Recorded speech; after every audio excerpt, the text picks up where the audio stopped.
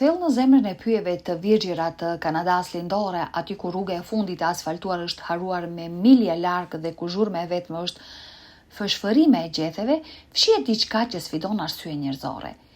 Imagjinoni të esni me spemve gjigante dhe papritur në majtë të një kodre të mbuluar me myshk të shihni një vagon treni.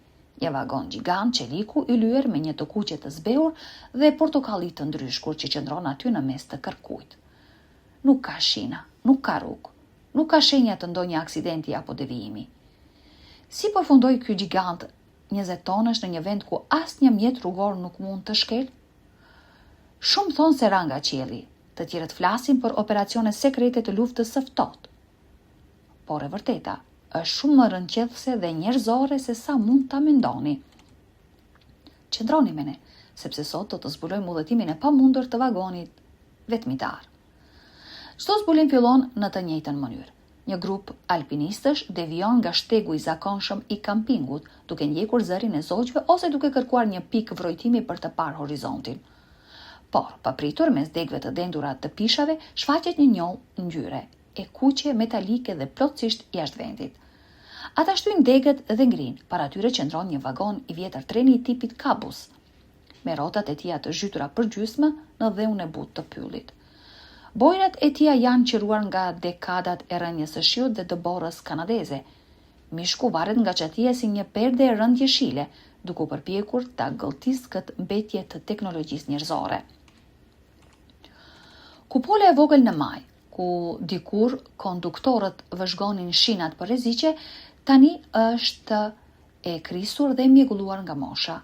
Brenda drita e diellit dëpërton përmes dritareve të thyera, duke ndriçuar pluhurin që noton në ajër si dizelonje të vogla të vdekura. Pyetja që të godet me njerë është: si? Asgjë rreth ti nuk tregon se si arriti këtu. Linja e kurudhore me afërt është më shumë se 10 kilometra larg. Tereni është shumë i pjerët për çdo tren dhe shumë i izoluar për çdo ekip mirëmbajtjeje. Vagoni duket sikur thjesht u materializua nga ajri i pastër ose sikur u hodh aty nga një forcë gjigante mbi njerëzore. Pothuajse me njerë, historitë filluan të përhapishin si zjarri në përfshatrat aty pranë. Disa pretenduan se vagoni shkëput nga një tren që po kalonte dekada më parë dhe u rrotullua për milje të tëra para se të ndalonte këtu. Por kjo ishte fizikisht e pamundur. Topografia e zonës do ta bënte një udhëtim të tillë vetëvrasës për çdo gjë me rrota. Të tjerët përshpëritnin se një kamp druri e kishte tërhequr vagonin në pyll për ta përdorur si banesë për punëtorët ose si depo armësh. Por dhe pajisjet më të forta të prerjes së drurit të viteve 1950 nuk mund të tërhiqnin një vagon qeliku kaq të rënd në një kodër të tillë pa e lënë pas një rrugë të shkatruar. Ndërsa vitet kalonin, legjenda u bë edhe më herët. Kishte thashë theme se ky vagon ishte vendosur aty për operacione monitorimi gjatë luftës së ftohtë, një pikë e largët dhe sekrete për të përgjuar sinjalet radio larg syrit të publikut. Imagjinoni agent me pallto të gjata që jetonin brenda këtij vagoni në mes të dëborrës, duke dëgjuar përshpëritjet e armikut. Por e vërteta është shumë më e çuditshme dhe shumë më emocionale.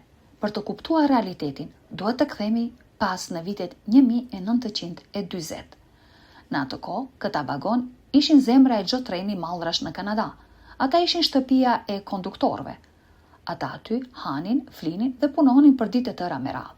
Çdo vagon kishte karakterin e vet, gota të krisura, ditar të vjetër pune dhe histori të treguara në dritën e zjarrit, ndërsa treni përshkonte kontinentin.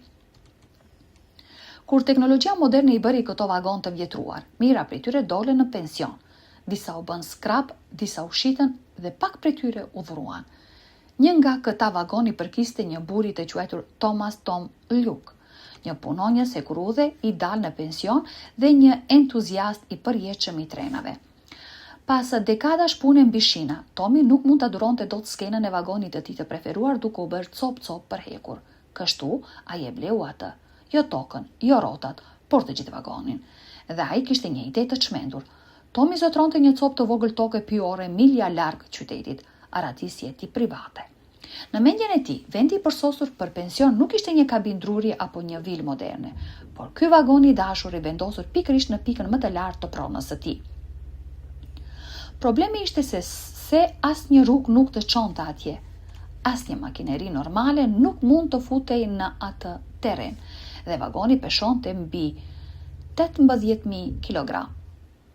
Por Tomit nuk i interesonte mendimin e 2 operatorëve vendas të vinçave dhe një kamioni gjigant për transportin e trungjeve. Ata filluan një operacion disa ditor që ngjante me një mision të pamundur. Duhej ta ngrinin vagonin nga shinat, ta vendosnin mbi një rimorkio të shesht dhe ta tërhiqnin përmes terrenit të thyer, duke lëvizur ndonjëherë vetëm disa metra në orë.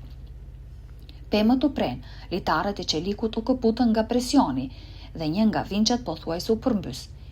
I gjithë ky udhëtim u kthye në një legjendë të qytetit të vogël. Njerëzit mblidheshin dhe vështronin me gojë hapur këtë çmenduri. Por pas ditësh djerse dhe rreziqesh, Tomi pa vagonin e tij më në fund të ulej mbi majën e Kodrës, saktësisht aty ku kishte ndëruar gjithmonë. Ishte një pamje e çuditshme, por e bukur. Ishte vendi i tij personal i paqes, një vend për të lexuar, për të pushuar dhe për të parë pyllin duke ndryshuar përmes stinëve. Tomi jetoi shumë vite paqësore atje, duke e konsideruar vagonin si shenjtëroren e tij. Por pas vdekjes së tij toka ndryshoi pronar. Askush nuk donte ta lëvizte atë relike gjigante çeliku. Askush nuk mundte, dhe me kalimin e kohës, pylli filloi ta rimerrte atë që i takonte. Dritaret u thyen nga stuhitë e dimrit. Kafshët e pyllit filluan të ndërtonin folej brenda. Bimët kacavjerëse u drodhën rreth lidhësave të metalit, duke mbërthyer vagonin pas tokës përgjithmonë. Ajo që filloi si një simbol i pasionit të një njeriu, ngadalë u bë një mister i pasgjidhur për çdo që haste në të rastësisht. Sot, ky vagon është bërë një monument jo zyrtar, pak art, pak histori dhe pak ëndër e harruar. Fotografët e kërkojnë atë si një thesar. Eksploruesit urban e ndajnë vendodhjen e tij vetëm me pëshpëritje. Mesazhi i tij vërtet vazhdon të bëjë jehon në heshtjen e pyllit. Ndonjëherë misteret më të mëdha nuk vinë nga aksidentet apo ngjarjet mbi njerëzore, por nga zemra e dikujt që thjesht e dashuroi diçka aq shumë sa që refuzoi ta linte të ikte. Duke qëndruar para këtij vagoni të vetmuar, haron zhurmën e botës jashtë. Është një kujtesë që pasioni mund të lërë gjurmë mbi tokë, gjurmë që jetojnë më gjatë se ne. Ky vagon nuk u shfaq këtu me magji. Ai u soll këtu me kokë fortësi dhe dashuri nga një njeri që refuzoi të linte pas të kaluarën e tij. Dhe kështu, ai mbeti aty, i ulur në një kodër të qetë, duke ruajtur pyllin. Një vagon treni i harruar, një stre e fshehur, një dëshmi se dashuria mund të lëviz edhe malet, apo të paktën një tren 20 tonash.